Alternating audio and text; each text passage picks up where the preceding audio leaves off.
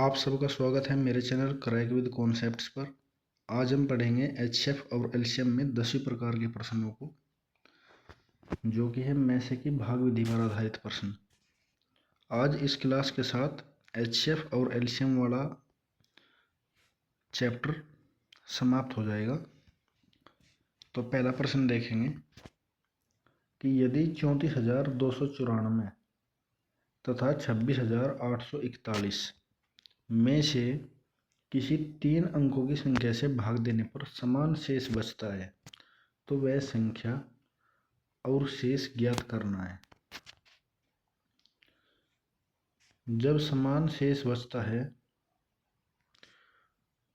तो जिस संख्या को हम 34,294 में से घटाएंगे तो उसी संख्या को 26,841 में से भी तो घटाएंगे।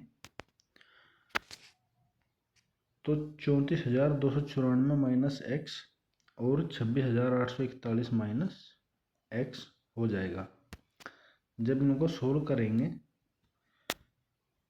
तो ये माइनस जब अंदर जाएगा तो ये जो 26,841 प्लस का है ये माइनस हो जाएगा और ये जो x माइनस का है ये प्लस का हो जाएगा। तो माइनस एक्स से प्लस एक्स कट जाएगा और जब 34,294 में से 26,841 घटाएंगे तो बचेगा 7,453। जब हम इसका एक अपवर्तक निकालेंगे यानी कि ऐसी दो संख्या जिनकी आपस में गुणा करने पर 7,453 आए तो वे संख्या होगी 29 गुणा 257। लेकिन प्रश्न में पूछा गया है कि 3 अंकों की संख्या कम से कम होनी चाहिए। तो यहाँ पर हम 29 को छोड़ देंगे और 257 को ले लेंगे।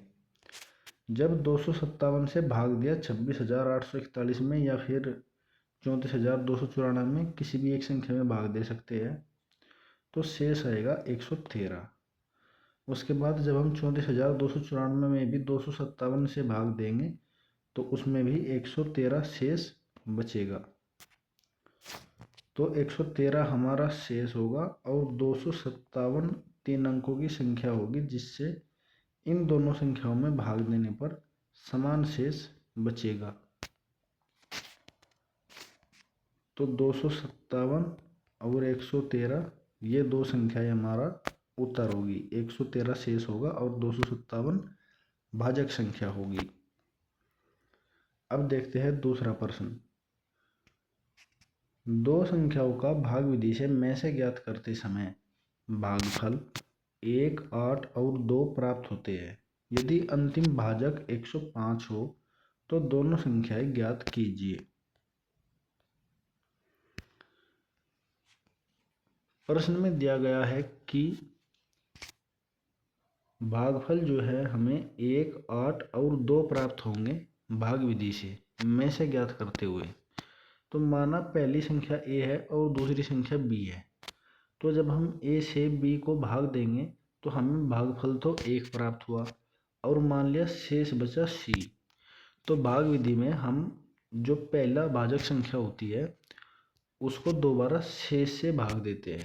तो जब c से भाग दिया a को तो फिर भागफल हमें प्राप्त हुआ 8 और अंतिम भाजक यानी कि अंतिम भाजक या फिर शेष बचा 105 और जब 105 से भाग दिया c को तो अंतिम भागफल प्राप्त हुआ 2 और शेष बचा 0।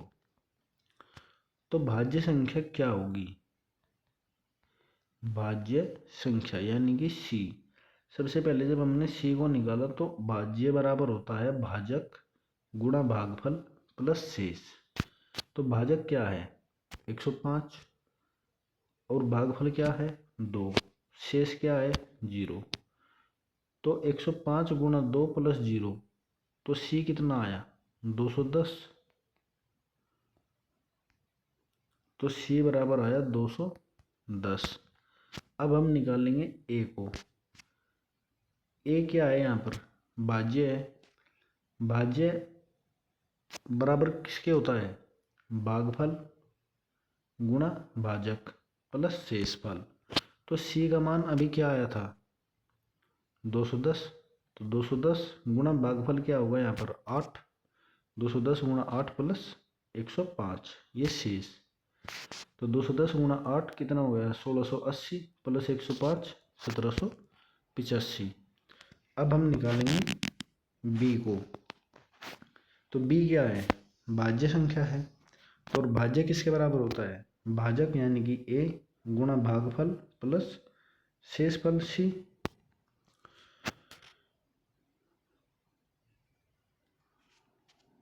तो भाज्य बी बराबर भाजक ए, भाजक ए हमारा क्या आया था 1785 गुणा भागफल क्या है 1, तो गुणा 1 प्लस शेषफल सी, सी क्या आया था 210, तो 1785 गुणा 1 में करा तो 1785 प्लस 210 जोड़ दिए तो 1995।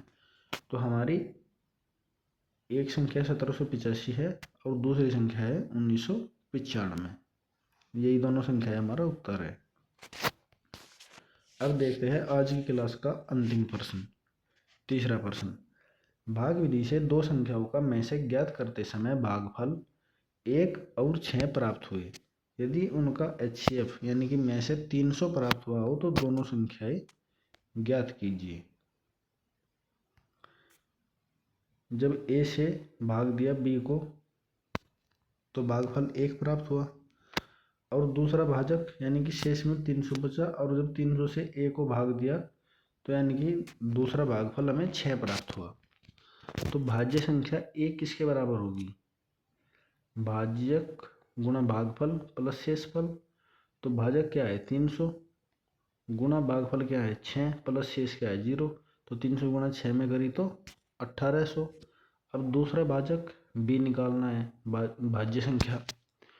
तो भाज्य संख्या बराबर होती है भाजक A गुणा भागफल 1 प्लस शेषफल 300। तो भाजक A कितना आया था 1800,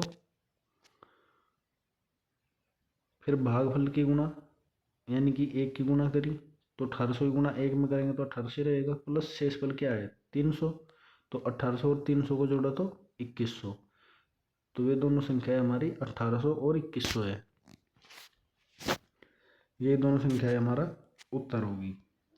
तो आज की क्लास को यहीं पर करते हैं समाप्त।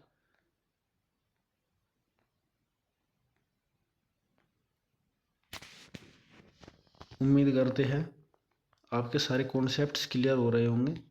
ऐसे ही सारे कॉन्सेप्ट्स को आसान भाषा में समझने के लिए बने रहिए हमारे चैनल क्रैक विद कॉन्सेप्ट्स पर।